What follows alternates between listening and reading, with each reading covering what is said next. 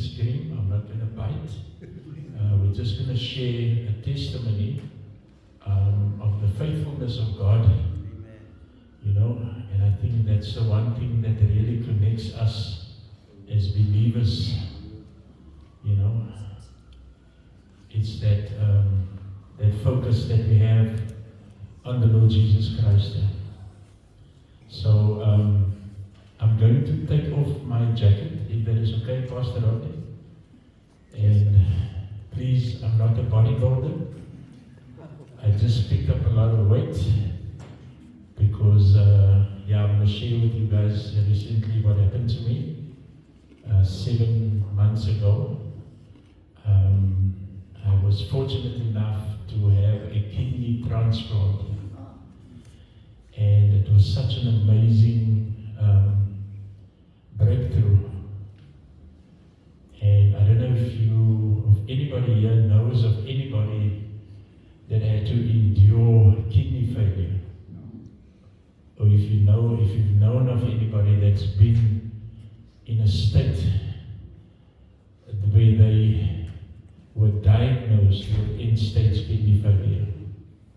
And this is where I found myself in 2019 at the mercies of a diagnosis where the doctors called myself and my wife in, and they said to me, Mr. Dreyer,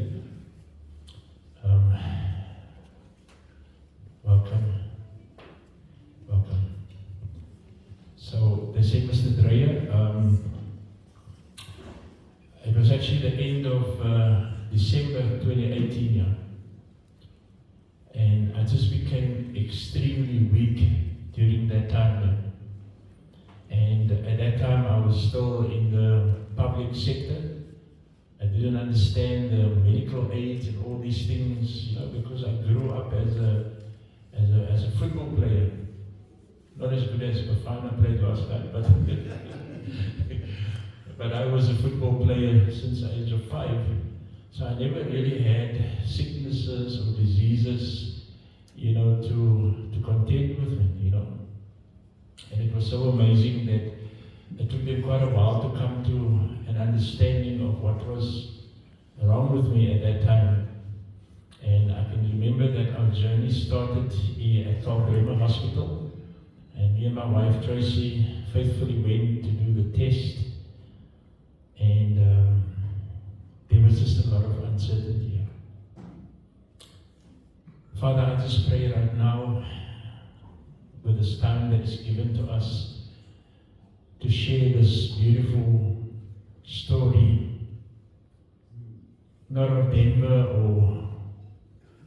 but it's about your faithfulness. And I pray, Father, that as this testimony is shared in the space of this beautiful church, this edifice, where the presence of God is so tangible here this evening, that you would be glorified in this testimony. And that once again you would bring us to that place where faith will arise in us, where we will once again connect to your character of being a good God. And Father, we just give you all the praise right now. And the Church of God says, Amen. And I said in Jesus' name. So I just want my wife to come up and greet you guys. She doesn't like it when I do this, Pastor Rodney. But I just want Tracy to come and greet, because I want to take off this big jacket, and there'll be a long, the t-shirt that I'm wearing. It's just a top. Tracy. Good evening, everybody. Thank you for this opportunity, Pastor. And it's awesome to be in the presence of the Lord and His wonderful kids. This evening, when we listen to Denver's testimony, you know what? Listening to his testimony and listening to what he has to say, he can keep us here for days, I promise you. So his life is a testimony on its own. And this is full circle, and God is still busy. Amen. God is still busy with Denver. He's far from done. And we are in awe of what God has done and what He is still doing. So we give all glory to God this evening and always. Thank you very much. Wonderful. So yeah, something very interesting happened. So myself and my wife, we were in Kabrima Hospital at the time, and then the doctor said to us, look, we need to do some tests, but you need to be admitted here. And one of the things that happened to me was I just lost a lot of vigor and strength and weight, and you could just feel there was something not right, and it's something that I had no control over, And then eventually the diagnosis came, and they said to me, Mr. Dreyer, you've got a condition called endocarditis, which basically affected the two main valves in my heart here. Yes, the aorta and the mitral valve. My wife is an expert in these things. So they said to me, okay, we're going to schedule you for an operation now. And at that time, I was admitted to Tygerberg Hospital. And they said to me, look, it's going to take us about a few weeks for us to come to an understanding because it was a very rare form of Wegener's disease. Yeah? And it's basically where your red blood cells is under extreme attack here.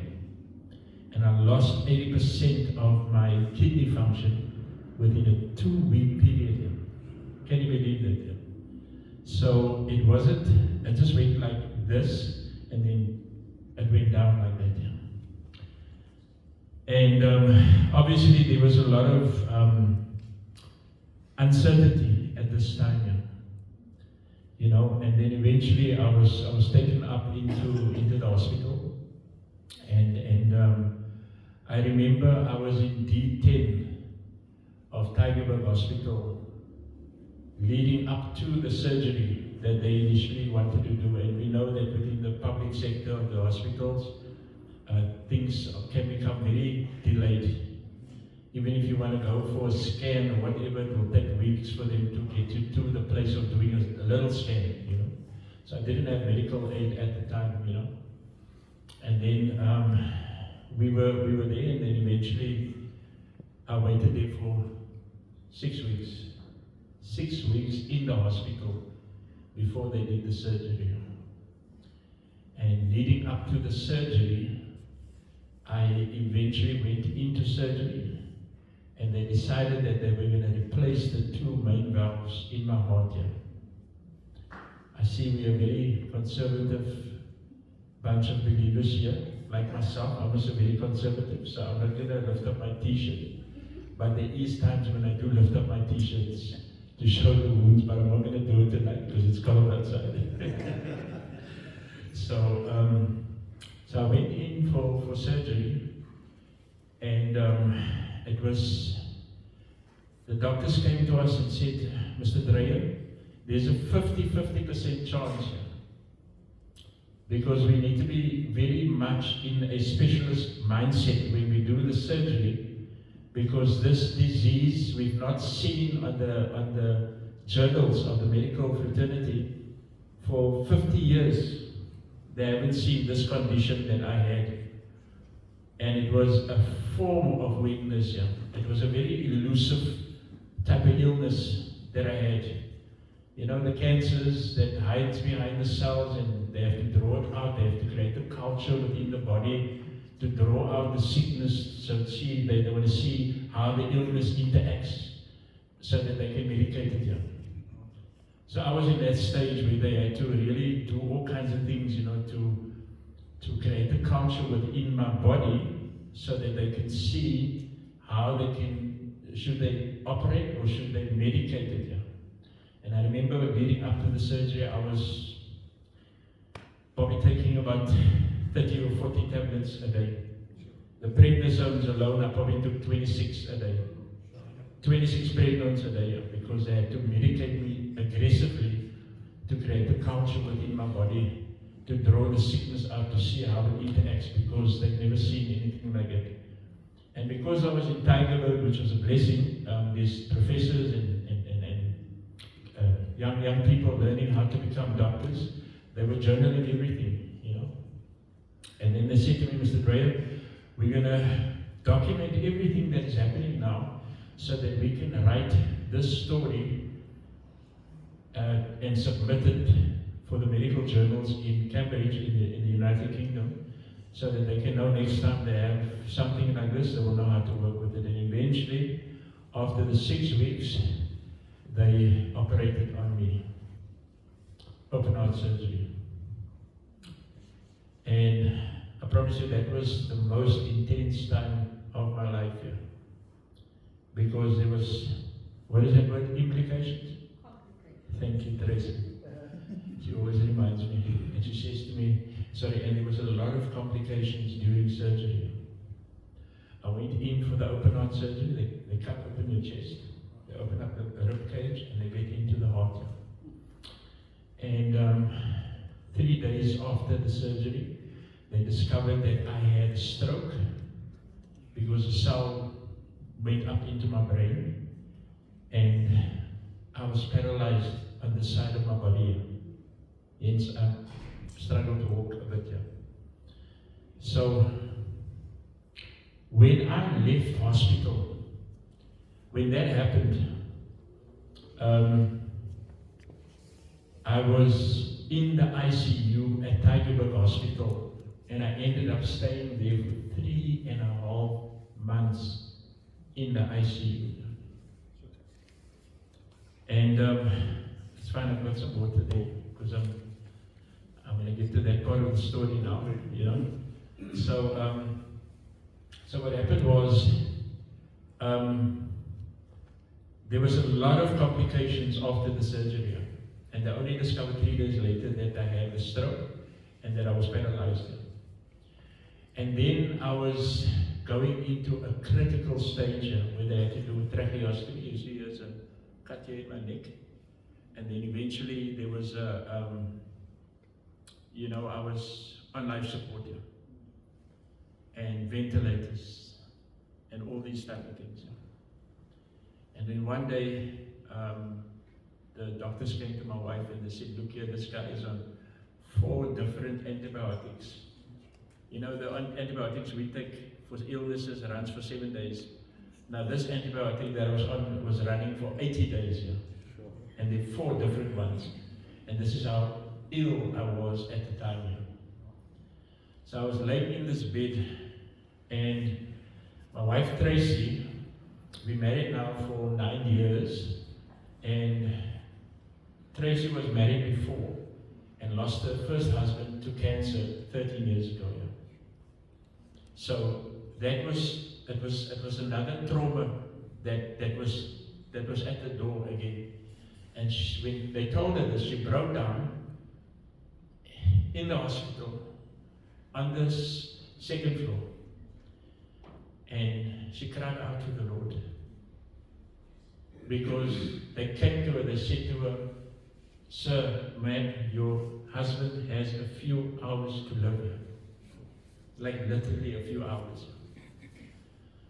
So she had my phone, and obviously at that time I was already integrated into the community of believers. So if you go on my phone, you will see all the people that I've connected with within the recovery community and within the church community. And it's very important, because that's the thing that saved my life. You know, besides the fact that she knew my password, which is also very important. Just a little side note for the media, you know. Let your wife know your password. So she went on my phone and she sent the message out to all the prayer groups that I was connected to, you know. And that Wednesday night, about 50 people, and we've got this documented. I've got the video of about 50 people that came to the ICU at Tygerberg Hospital. And they prayed. You know? Now I know people have different prayer languages, you know, hence the disciples asked Jesus, Lord, teach us how to pray, you know. But these people were prayer warriors here. Okay? It wasn't like the normal Hail Mary stuff that we know. I'm just kidding. But it was praying. They were praying warfare prayers. Yeah. While I was in this medically induced coma, while I was, you know, not knowing what was happening around me with a pipe here in my throat and a pipe feeding me into my stomach. And I remember for 3.5 months I didn't drink water, I didn't eat food because the pipe was feeding me all the time. You know, and it was so intense because these people prayed that night that I think that place was shaken, the entire hospital. That the doctors came out and they were looking at this array of people praying in this formation of intercession, and it was beautiful. And something amazing happened. 3 days after that, I came out of that critical state. Amen. I came out of that critical state because people prayed. Amen. And I'm standing here today because of those prayers that those people prayed that night. So I want to encourage the church to pray. If you have a son and a daughter that's haywire doing their own thing, pray. What does the Bible say in the book of James? If there's anyone among you sick, let him call for the elders, let him pray. Let him anoint him with oil and let him pray. So prayer is always the go-to thing, you know, when it comes to God, you know. And it was so amazing. I came slowly but surely out of that critical state. I couldn't talk because of the stroke that I had. I couldn't walk because of being paralyzed. And I was basically laying on a bed 24/7 like this. And every morning at 5 or 4:30, the nurses would come to bath me, and if I needed to go to the bathroom, they... Sorry? Everything was done for me. I was like a person that had to start over again. And I remember it was so intense that when I first started coming out of that critical state, they had to teach me again how to swallow. I had a voice box because I couldn't talk here, because the stroke disrupted my speech, you know. And then I had a physiotherapist that was working with me because I couldn't, this part of my body was paralyzed, you know. But you know what? God has been faithful. God has been faithful here. And then the other obstacle came. You know, the Bible says, David's testimony, the lion, the bear, the uncircumcised Philistine. So the lion came, defeated. Surgery was a success. The bear came. The bear for me was now, I'm out of surgery, I'm out of hospital, left hospital on the 28th of July 2019 in a wheelchair. And the first couple of weeks after that, my wife still had to do everything for me at home because I was in a vegetated state where I couldn't do anything. But I always said, by God, by God. And then the other challenge came. Then Bedreyer had to go for dialysis now. Because in that time, I was diagnosed with end-stage kidney failure. Another obstacle. Then we had to now apply at Tygerberg Hospital to be subsidized for medical aid. Can you just open the water, please?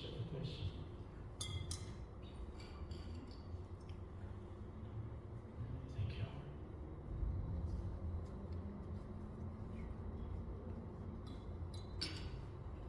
And then we had to apply for dialysis at Tygerberg Hospital. And when you go into Tygerberg Hospital, you have to give them your medical history. Now, Fiona knows, we walked the journey many years together in the recovery community. I was an addict before I became saved here. You know, I was in addiction for a very long time here. So I gave them my history, you know, that I was a drug addict and, you know, God saved me and all these things. And immediately they said to me, sir, you do not qualify for the dialysis program at Tygerberg Hospital there because of this testimony that you gave. But I felt in my heart I needed to glorify God and bring that truth over to them, regardless of what the outcome is going to be. I needed to be a witness in that moment. And the Lord said to me, you share your testimony, and you will not be ashamed of this testimony, of me setting you free from addiction, and you tell the people. And they said to me immediately, sir, you don't qualify. And we went back to my house, and we prayed. We again employed the intercessors to pray for us, because now we were standing before a closed door again. And we went back there the next day. And supernaturally, God opened that door for us. And they agreed to subsidize my dialysis for a full year. A closed door became an open door because we prayed. And they opened the door, and I was subsidized. And you know what happened? In that year, God slowly but surely, systematically started restoring me to the point where I would drive myself to dialysis. I didn't need to be in that wheelchair anymore. I just woke up one morning with this thoughts that I can move, and then I started walking. That's why I can walk now. The same guy that was in a wheelchair. And you know, something amazing happened. I was doing dialysis at Tygerberg Hospital, and the whole plan was for me to get a medical aid. But you know, with Discovery, you need to run the medical aid for a year in order for them to activate the benefits of dialysis, because it's expensive, you know. So I was in the ward there, 7th floor, Tygerberg, and whenever I would go in 3 times a week, I would just minister to the people there. I would just speak about Jesus, because, you know, by nature I'm an evangelist. I like to spread the word, you know. Pastor will tell you, you know, we do the prayer rooms, we like to minister in the streets, we like to minister to people. And so the atmosphere started changing there at the hospital there, at the dialysis ward. And there was a specific nurse there that I always used to minister to. And I discovered that this nurse stays in Northbank. And then one day, myself and Tracy, fast track now, the story, walking here in Cape Gate, about a year and 7 months ago. We're walking in Cape Gate. This is now fast track, almost 7 years later, yeah. 6 years on dialysis. Because after I was done in Tygerberg, I went to Panorama when I was doing dialysis there for another 5 years, yeah. And then one day we're walking in Cape Gate, yeah. And again, God supernaturally opened the door. The lady that we now built relations with, Sister Winnie, was walking, and she came to me and Tracy said, does Denver have a kidney yet? And I said, no. So the same lady that looked after me at Tygerberg Hospital became my donor here. And 7 months ago, on the 11th of November, after doing the build-up, they discovered that this woman was a match for me.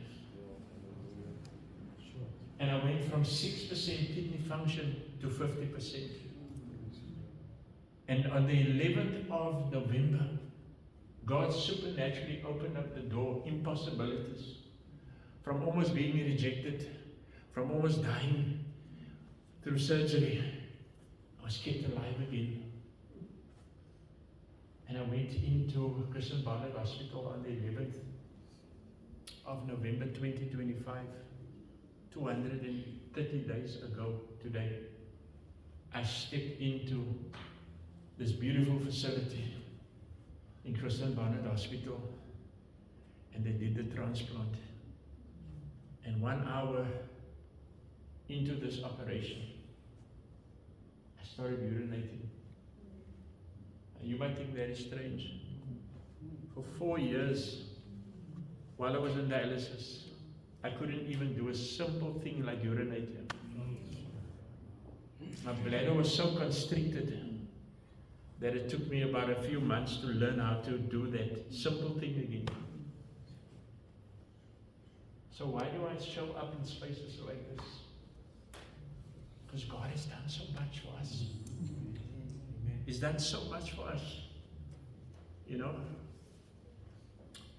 Like I said, a lot of things have shifted now because, you become very restricted when you you cannot show up in spaces when you don't have the capacity to do that. And you know what, people, 6 years of dialysis, my wife can tell you, and still being able to do what we did within that 6 years. That's a miracle.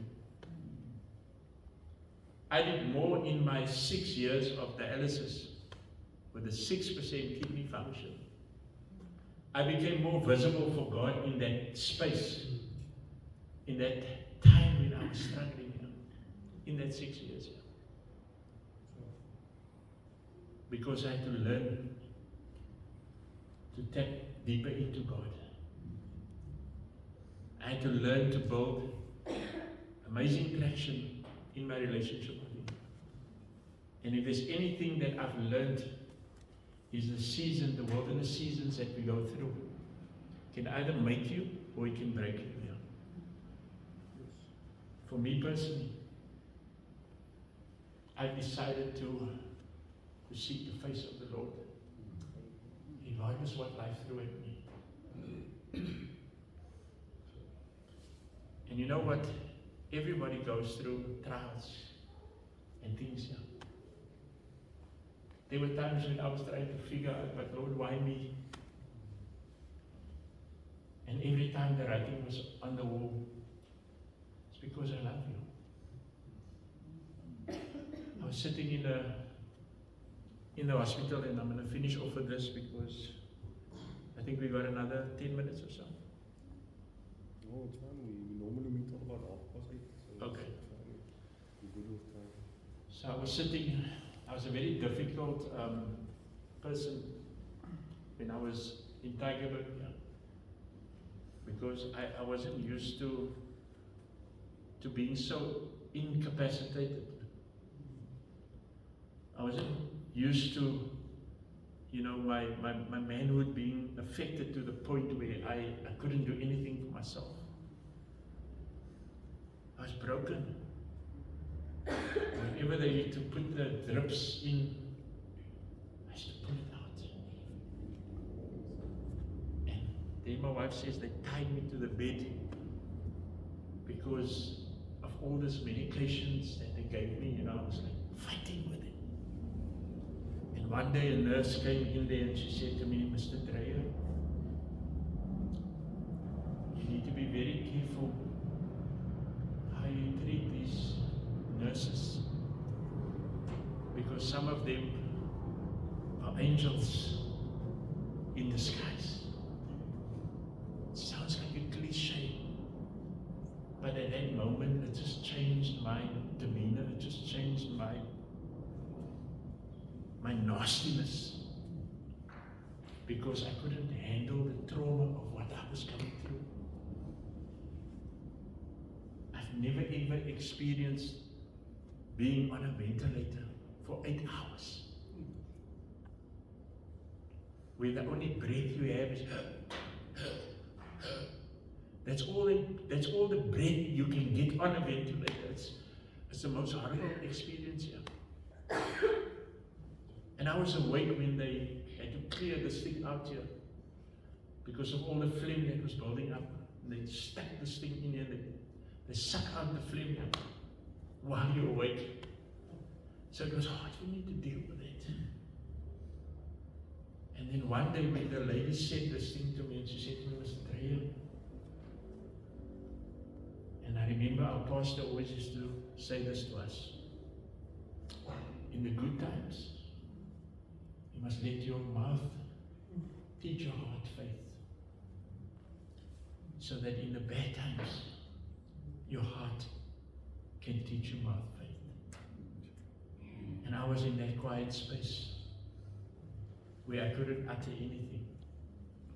And I just had to believe that something was going to happen.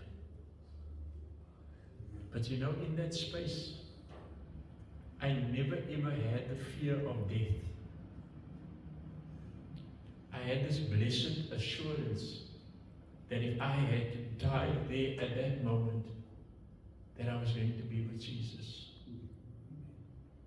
And I've seen people in hospital in their late 70s and 80s have this fear inside of them of not knowing. I don't know what it was. I was in the hospital one day, and it was in Kwabema, and this 80-year-old lady, you could see she was going, and she just grabbed me. She said, please pray for me. She didn't even know I was a Christian. But somehow she could just see the light of God.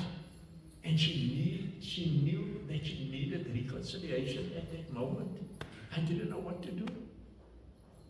This is how real it was.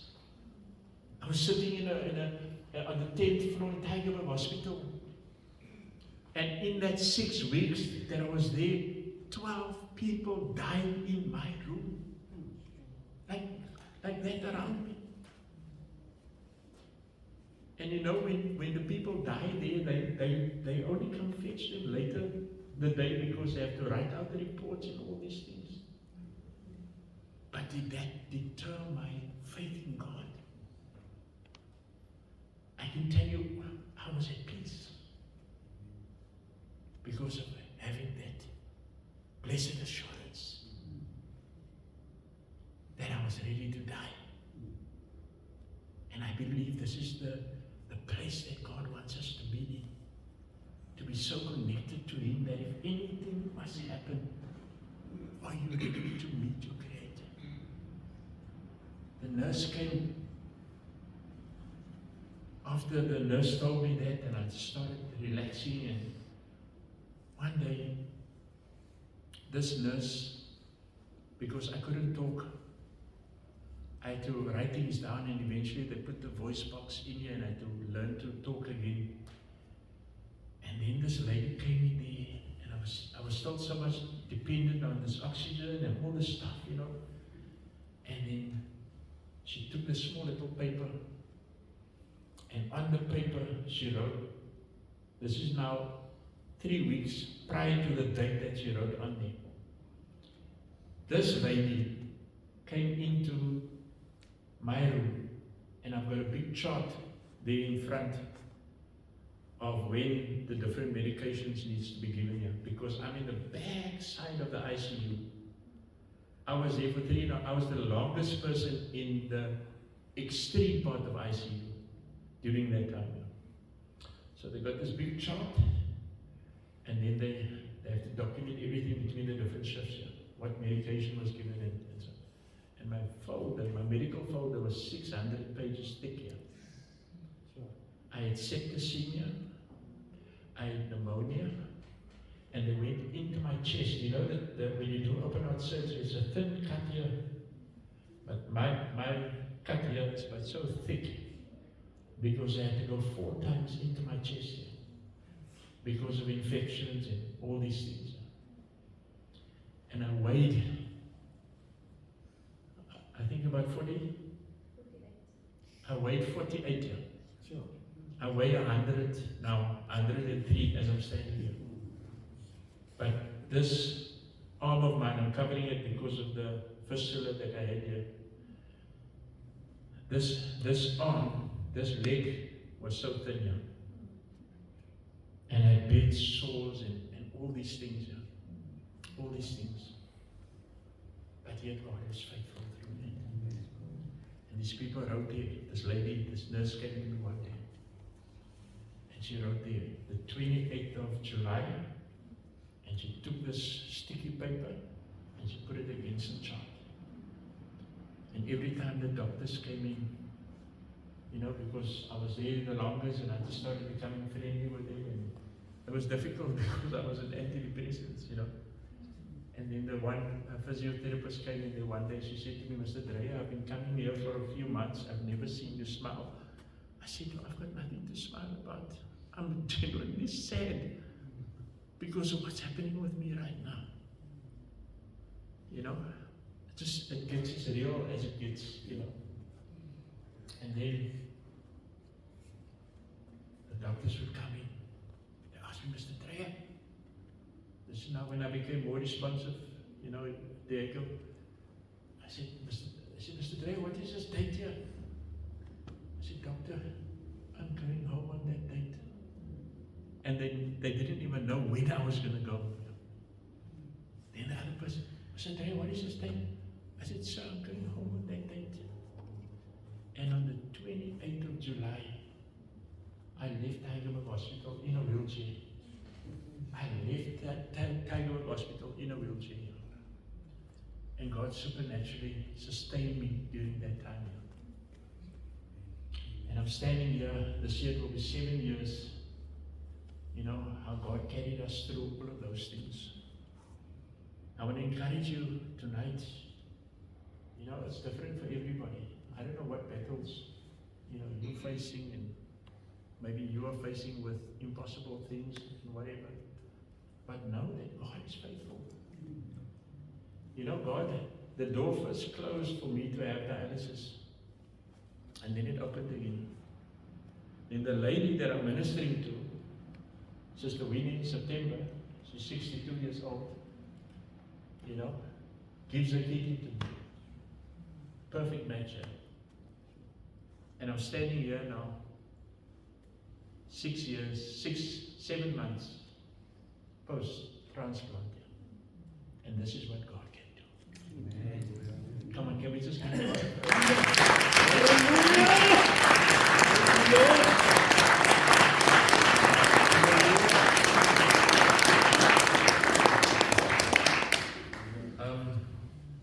You know what? I like to interact with the people here, and I think we've got a few more minutes. If there's any questions, maybe we can just open up the space. If that is okay, Pastor Rodney? I'll facilitate this. Yes, no, that's fine. Is it okay? You can go ahead. Okay. Is there any questions, or anything that you guys want to ask?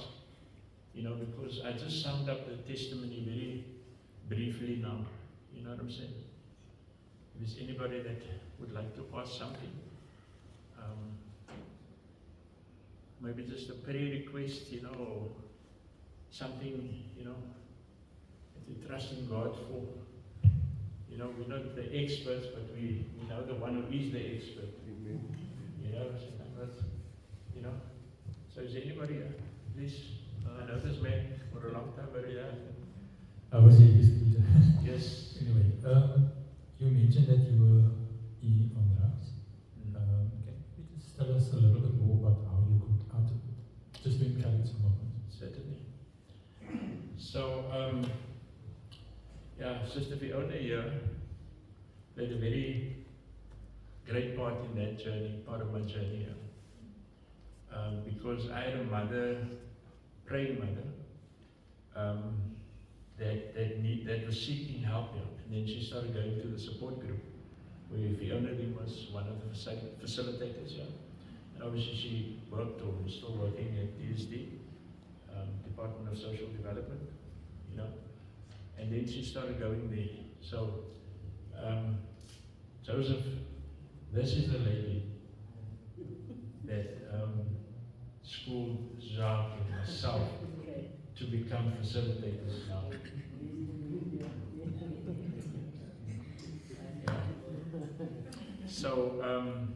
So I was caught up in addiction for 10 years. But I also come from the church, as you know, because I was saved in 1997, I gave my heart to the Lord here. And then, God started taking me places, and, I worked at the Cape Argus. And then one day I was covering an event, and I went to this event here, September, and I accidentally took MDMA at this event that I was invited to here. And my entire focus shifted from that one experience. I backslid in 2016, in 2006, sorry.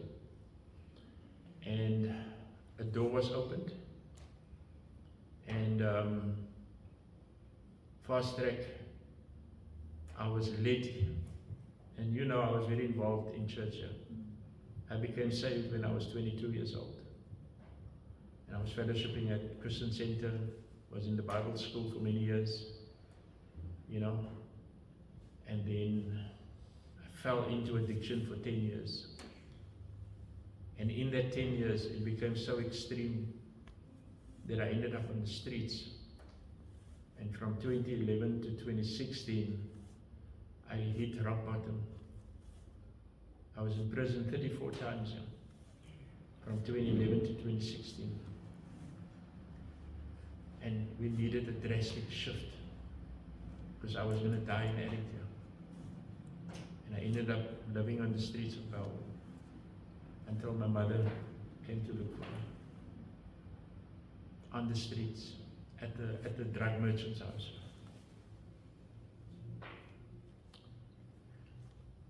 And she connected with the support groups.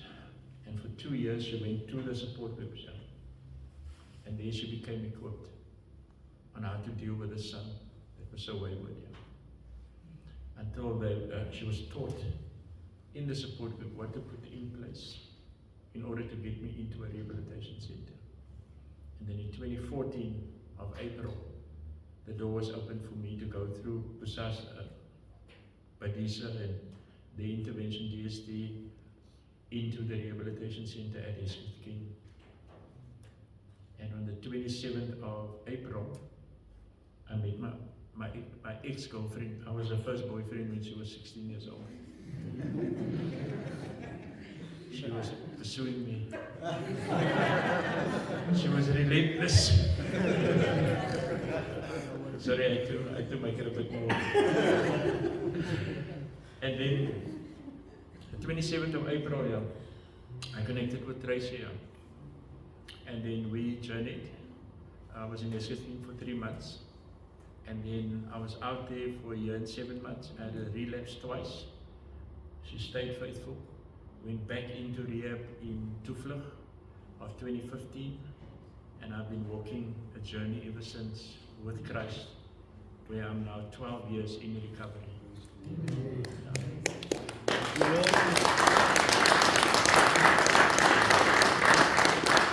And you know what? This is intense, because the level, you can ask me, on the level of addiction that I had, I was admitted to Stikland for heroin addiction. And heroin is 10 times more extreme than tik and these type of things. And they had to wean me off the drugs with the Suboxone and the Subutex and these type of things. And there was only a 7-day window to wean me off these drugs. By the time I left Stikland to go to Tuvlug, I was there 4 days, and I said, no, I can't anymore. Because the fire of withdrawal was so intense inside of me that I wanted to run away, but I was in Worcester. How do I get home? I had a suitcase full of clothing there that I thought about selling to the foreigners, so that I can get to Bellville, so that I can go in under the bench again. But God I phoned my mom. I was swearing on the phone. I said to her, come and fetch me out of this place. That other word. Come and fetch me from this place, because I couldn't sleep. And then as I was coming from the reception into the room, after they said to me, no, loud and clear, I could hear it, no, we're not coming to fetch you. I came into the room, there was a guy sitting on the bed with a Bible. And I felt so far away from God, and I said to him, meneer, kan meneer vir my bid asseblief? he still shared his testimony to me, how he was a Muslim guy and he gave his heart to the Lord. He was part of the gangs there in Worcester and whatever, and he's at the kibbutz there in Worcester and things like that. The people are speaking of him. And he said, okay, we pray. And I was sitting next to him on the bed and he started praying now. And I just felt that burden of that withdrawal, a little bit Turkey, lifted from me. It just lifted from me. That night I slept like a baby. And it was so intense that I became the head boy there of that realm. To a guy that was angry. To the next day I started smiling. I started being positive. That is the power of prayer. And I've been walking a journey ever since that time. And a few years later, we were courting, got married on the 25th of November, and God blessed me and Tracy, because she had 2 kids in that first marriage, and we've got an 8-year-old now, and her name is Hannah, and she's never ever seen her father with a cigarette, or alcohol, cider, or whatever, or intoxicated. She's only known a sober father. So for me, it's worth it. You know, if there's anybody here struggling with there's a lot of, we're running support groups now for many years already. And this lady taught us how to run support groups. We the leaders now of the support group, I do counseling at my house where I assist people, you know, that are struggling with addiction or whatever, you know.